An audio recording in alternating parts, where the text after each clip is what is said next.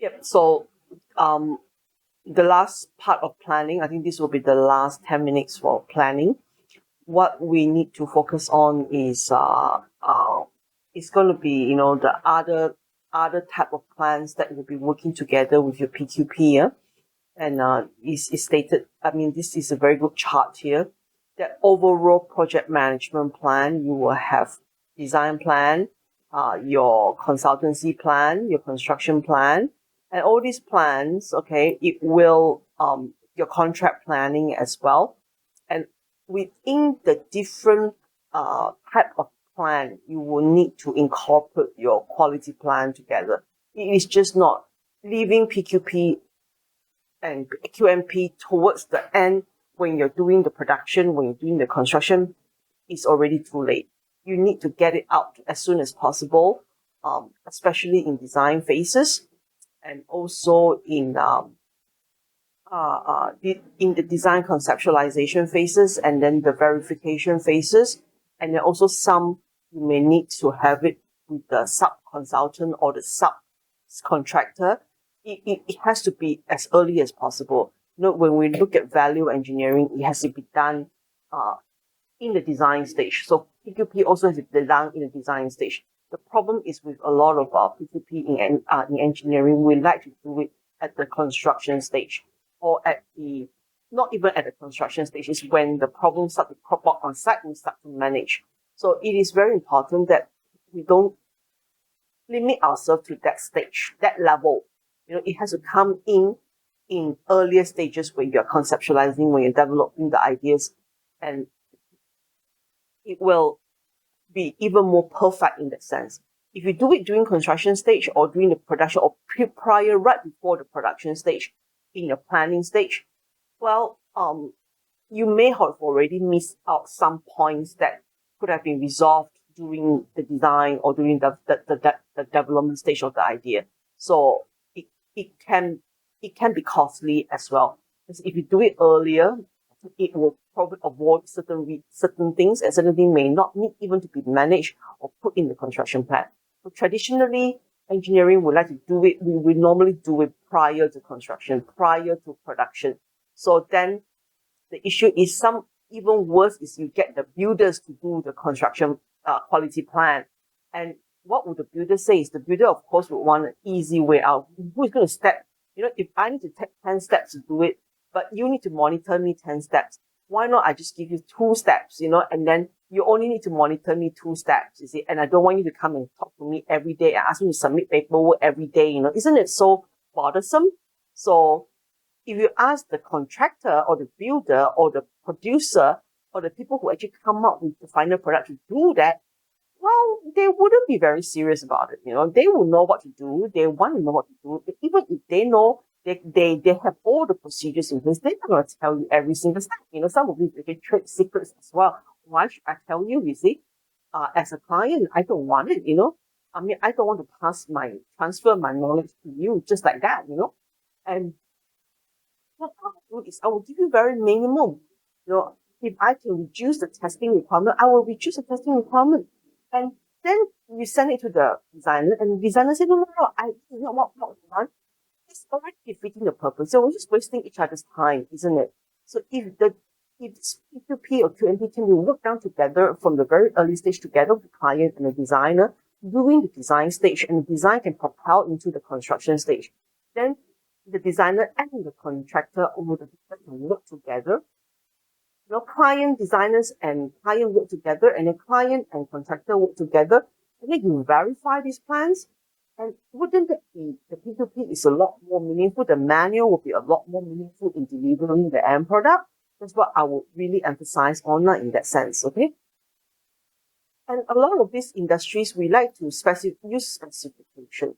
Specification, method specification, performance specification, fixed for its intended purpose specification. It's not wrong, but specification is only a part of your manual.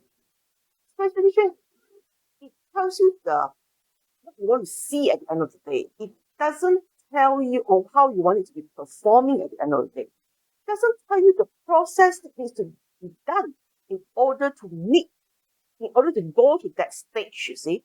So if your specification is durable, your specification is high performance, if your specification is aesthetic, then you need to, it is just not about writing the specification and saying, okay, this is what we want it to be, but without the defeating the purpose of working out on the steps or the processes or the procedures that, in order to deliver every single activities that doesn't happen by itself. It's not magic. You need to work on it. You need resources to work on it, and all these things have to be specified in that sense.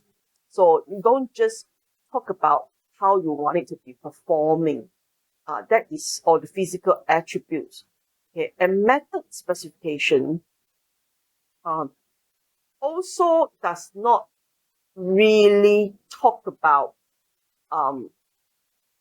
it doesn't really talk about the processes, even though the word is method specifications. It will just maybe talk about general subcomponents, sections on the attributes of the subcomponents. And that doesn't really, it's not very useful in that way. So it's better we look into, okay, how do I put this? With method specification, maybe we're looking at things like work method statement. But work method statement, it tells you how to do the job, but it doesn't tell you the quality reason behind the job, the steps, you see. They tell you, okay, you need to dig a pipe, you lay a pipe, you dig a hole, you lay a pipe. These are method specification.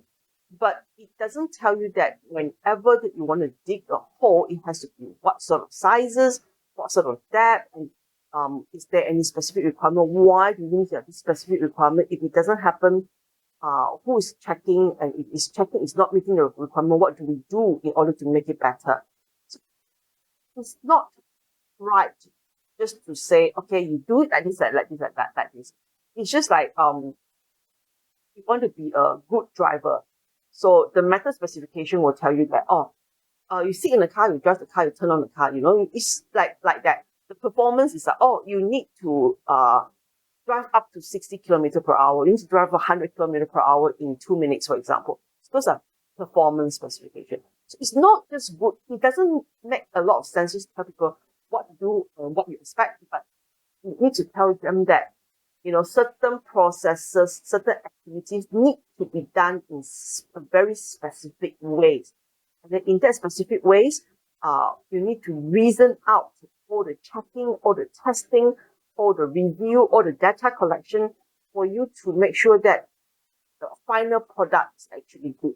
So these are things that we talk about specification now. Fit for its intended purpose is like we just want to tell people this is what it is for. This is the purpose of the product. This is the outcome of the project. And you don't really, you don't really, again, it's missing. There's a missing piece. So traditionally, we like to use specification. So for its intended purposes, so you write there, the roof must not leak. But then you don't tell them that, okay, the leakage test will be done in this way, this way, this way. You pour the water in the way and then blast for 20 minutes and see whether the ping pong ball goes down or not. Or, there's a very specific way of carrying out certain activities. Then within that, you also put down the reason for testing and how you want to run the test and why you want to have that acceptance limit and why you must have it within 20 minutes. And if you don't have it within 20 minutes, you need to go back and check, how to redo, how to rectify. It's a purpose of quality planning, not just write specification. A lot of students, a lot of engineers, they just write specification. P2P, the project quality plan, points, and we ask the contractor just to come up with something, and then the contractor also just come up with another method specification, nothing else anymore. We don't really plan properly. We don't really come down with the flow chart, the steps, the experiment, the testing. So quality plan is different. It's a lot more than just specification, a lot more than just calling for, it's just a lot more. It's just a lot more than just